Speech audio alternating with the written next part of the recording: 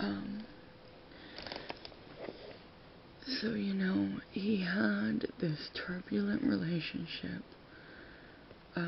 with the dad, and, he lived in the same house with, Joseph and Catherine Jackson, up until, I believe, almost 30 years of age, which is a bit unorthodox, especially for someone who, could afford his own place, but he bought the house off the dad, and then sort of, redid it, renovated it, and I'm not sure if he bought the house off the dad because the dad needed the money. I'm not really too sure. But that is, sort of a strange relationship, to be living, in the same house as your father, but you own the house. I can imagine that being a bit awkward. Anyways, so, Michael in the 80s, with the explosion of Thriller, and I mean explosion, he was riding really high. I was reading that people said his fame was overwhelming. It was on par with anything the Beatles had experienced. It was on par with Elvis, of whom Michael was particularly fascinated by. It was enormous, and,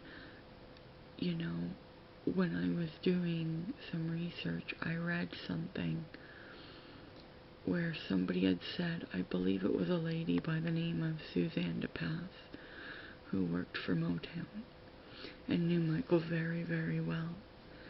And she had said that Michael was really at his best, sort of professionally and personally, when he didn't have to be Michael Jackson.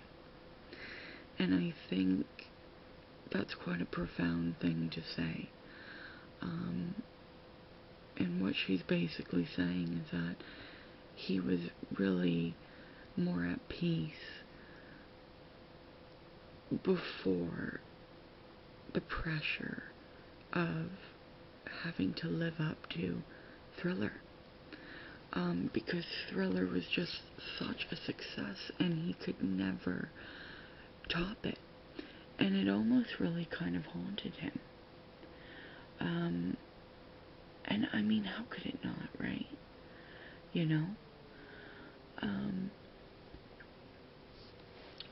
That's him with, I believe, Elton John, who is just another great talent, and, had his own troubles.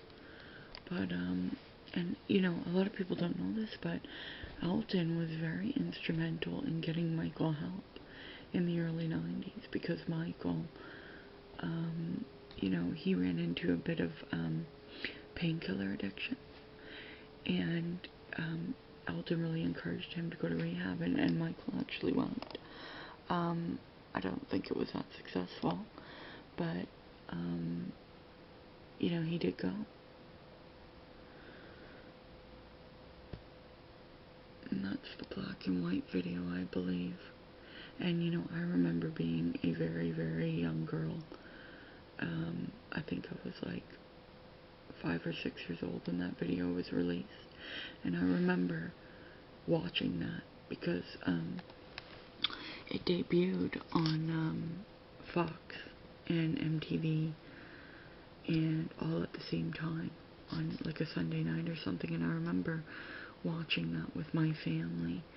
And I also remember my father making the comment that he couldn't believe how white Michael was because, you know, in the early 90s, his skin color really changed quite dramatically. And, you know, of course, there's a speculation that he had vitiligo. You know, I'm not sure exactly what the story is there. I did read